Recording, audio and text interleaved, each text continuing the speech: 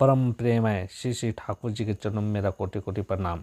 आज मैं सभी गुरु भाइयों के लिए श्री श्री बड़ौदा के 3 महत्वपूर्ण वाणी लेकर आया हूँ।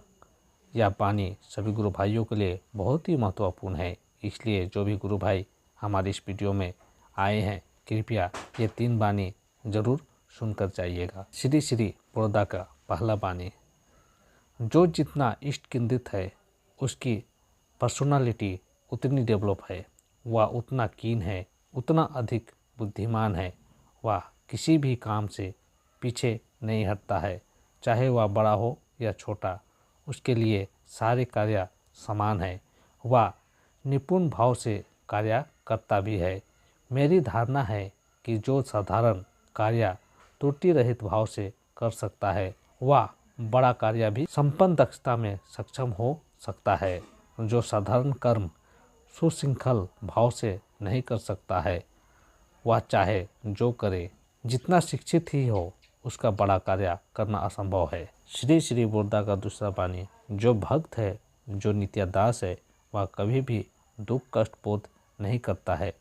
केवल उसी समय उसकी आंखों में आंसू आते हैं जब वह इष्ट के लीला कीर्तन में विभोर हो जाते हैं।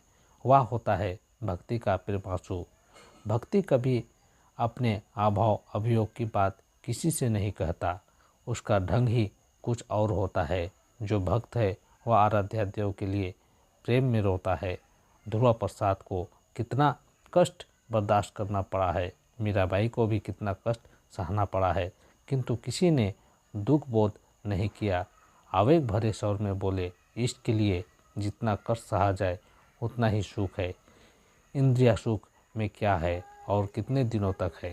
और अंत में श्री श्री बड़ौदा तीसरा वाणी देते हैं, जन्म जन्मांतर की साधना के फलस्वरूप हम उनकी संतान हुए हैं या कोई सगा संबंधी हुआ है, किंतु उनका कोई शारीक नहीं है। वे शारीक टरीक पसंद नहीं करते हैं। उनका संतान हो या सद्गुरु ही हो, मुनि ऋषि जो भी हो, वैसा भाव आते ही शारीक का भाव उससे बिल्कुल नीचे गिरना पड़ेगा।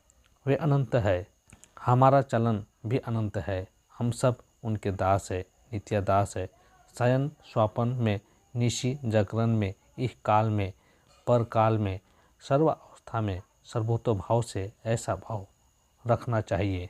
तो इस प्रकार श्री श्री बड़ौदा 3 महत्वपूर्ण हम सभी गुरु भाइयों के लिए वाणी देते हैं।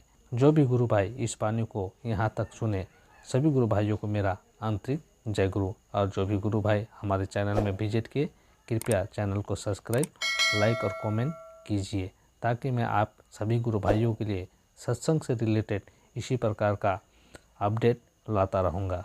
जय गुरु।